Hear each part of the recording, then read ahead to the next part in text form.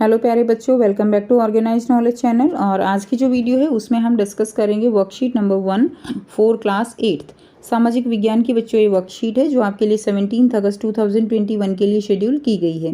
आज की जो ये वर्कशीट है बच्चों, ये इवेल्युएशन वर्कशीट है, यानी ये एक तरह से 10 नंबर का टेस्ट है आपका जिसको आपको करना है।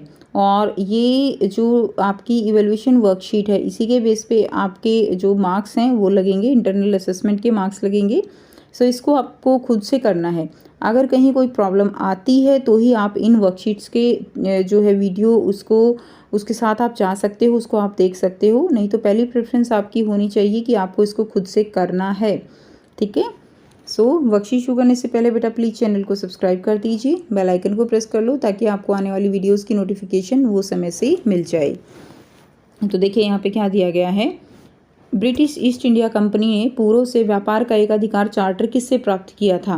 तो एकाधिकार चार्टर किससे मिला था? मुगल सम्राट औरंगजेब से, मुगल सम्राट शाहजहां से, महारानी एलिजाबेथ वन से, या मुगल सम्राट अकबर से?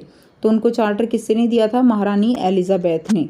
सेकंड देखिए, ब्रिटिश ईस्ट इंडिया कंपनी ने बंगाल में अपनी पहली फैक्ट्री कब स्थापित की थी? तो उन्होंने अपनी पहली फैक्ट्री कब स्थापित की थी?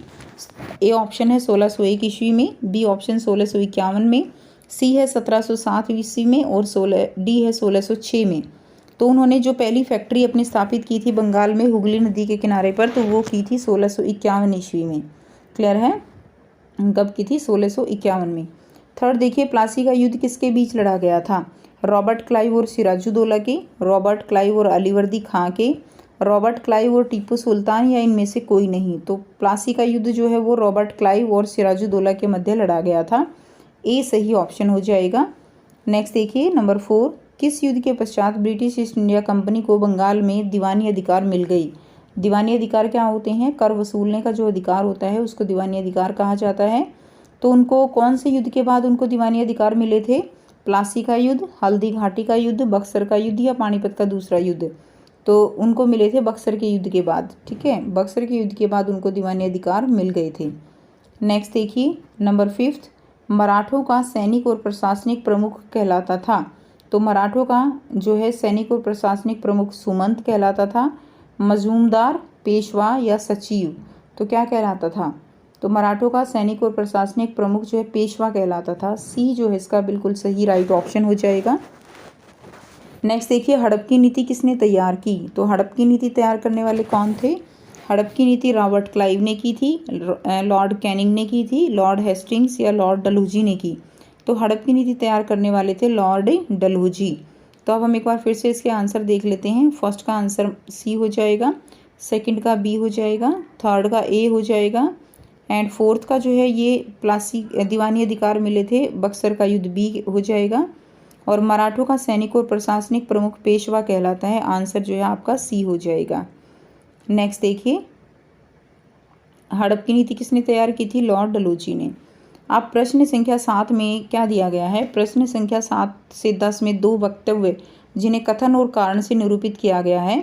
तो कथन और कारण दिए गए हैं, इनको ध्यानपूर्वक पढ़िए और नीचे दिए गए विकल्पों में से सही विकल्प के सामने गोले को पेन और पेंसिल की सहायता से काला कर दीजिए। तो देखिए यहाँ पे विकल्प क्या है, यानी आपको दो जो है यहाँ पे स्टेटमेंट दी गई हैं, एक जिसको हम कथन कहेंगे, एक जिसको हम कारण कहेंगे। कथन यानी एक सिंपल स्टेटमेंट है, और कारण उसी के बारे में जो है वो ऐसा क्यों हुआ वो दिया गया है। तो आपको ये पहचानना है कि कारण ठीक भी है या गलत है, ठीक है। तो ये करते हैं। तो देखिए आपका आंसर ए कब होगा? अगर कथन और कारण दोनों ठीक हैं और कारण जो है वो कथन की सही व्याख्या करता है। बी कब ठीक होगा? कथन और कारण ठीक तो दोनों हैं, लेकिन जो कारण दिया गया है ना वो कथन जो दिया गया है उसको व्याख्या नहीं करता, यानी उसके बारे में नहीं बताता कि ऐसा क्यों हुआ। नेक्स्ट देखिए सी, कथन ए सही है जबकि कारण आर गलत है, यानी कथन ए ठीक हो और कारण गलत हो तो भी क्या होगा? आंसर हमारा सी होगा। डी क्या होगा? कब होगा डी? अगर कथन गलत है लेकिन कारण सही है तब डी हो जाएगा। जब आप इसको अभी प्रैक्टिस करोगे तो आपको समझ आ जाएगा। कथन दिया गया है, भारत के साथ व्यापार में ब्रिटिश ईस्ट इंडिया कंपनी ने बहुत लाभ कमाया। ठीक बात है, बहुत लाभ कमाया ईस्ट इंडिया कंपनी ने। कारण क्या दिया गया है? ब्रिटिश ईस्ट इंडिया कंपनी को पूर्व में व्यापार करने का एक अधिकार था, तो बिल्कुल ब्रिटिश ईस्ट इंडिया कंपनी को एकाधिकार था, जिसके कारण उसने पूरा वहाँ से मुनाफा कमाया। तो ऑप्शन ए जो है इसका बिल्कुल ठीक हो जाएगा, यानी ए भी ठीक है, आर भी ठीक है और ए की जो है व्याख्या भी कर रहा है आर, तो इसलिए आंसर ए हो जाएगा। उसके बाद सेकंड देखिए, नंबर 8, बंगाल के नवाब मुर्शिद कुली खान ने अंग्रेज़ों का विरोध किया। तो बिल्कुल विरोध किया था, ठीक है। कारण क्या दिया गया है, विरोध क्यों किया? ब्रिटिश ईस्ट इंडिया कंपनी ने जो कोलकाता उसकी फैक्ट्री की किलेबंदी शुरू कर दी थी, ठीक है। तो बिल्कुल ठीक है, उसने उसकी फैक्ट्री की किलेबंदी शुरू कर दी थी, जिसके कारण जो है क्या हुआ, उसने उसके अंग्रेज़ों का विरोध किया। तो इसका आंसर क्या हो जाएगा, ए हो जाएगा। नेक्स्ट देखिए, नंबर 9, बक्सर के युद्ध के बाद ब्रिटिश ईस्ट इंडिया कंपनी ने बंगाल में कर एकत्र करना शुरू कर दिया था। तो बिल्कुल ठीक है, बक्सर के युद्ध के बाद ही ये स्टार्ट हुआ था। आर किया गया है, ब्रिटिश ईस्ट इंडिया कंपनी ने बंगाल के नवाब के साथ सहायक संधि कर ली थी। तो बच्चों सहायक संधि तो उन्होंने कभी भी नहीं की थी, तो ये गलत हो जाएगा। तो ऐसा कौन सा ऑप्शन है जिसमें ए ठीक है और आर जो है वो गलत है? तो ऐसा ऑप्शन है सी। तो इसका आंसर क्या हो जाएगा, सी जो है इसका सही आंसर हो जाएगा। नेक्स्ट देखिए, नंबर 10, कथन दिया गया है अंग्रेज भारत के उत्तर पश्चिमी क्षेत्र की तरफ कब्जा करने लगे। तो अंग्रेज जो है उन्होंने भारत का जो उत्तर पश्चिम क्षेत्र है उसकी तरफ से कब्जा करने लगे थे, ठीक बात है, उत्तर पश्चिम की तरफ से वो बढ़ने लगे थे आगे। कारण क्यों दिया गया है, अंग्रेजों को उत्तर पश्चिम की तरफ से जापानियों के आक्रमण का खतरा था। तो उत्तर पश्चिम से जापानियों के जो आक्रमण का खतरा था, वो जापानियों के आक्रमण का खतरा नहीं था, वो रूसियों से डरे हुए थे, ठीक है। रूस जो था उनसे उनको जो है क्या था, खतरा था। तो ये आपका गलत हो जाएगा। तो सही ऑप्शन क्या हो जाएगा, सी जो है इसका सही ऑप्शन हो जाएगा। क्लियर है? तो ये आप कर लेंगे। तो फर्स्ट यानी 7th का ए ठीक है, 8th का भी देखिए ए ही ठीक है, और 9th का सी ठीक है, और जो हमारे पास क्या है 10th उसका भी जो है आंसर सी हो जाएगा।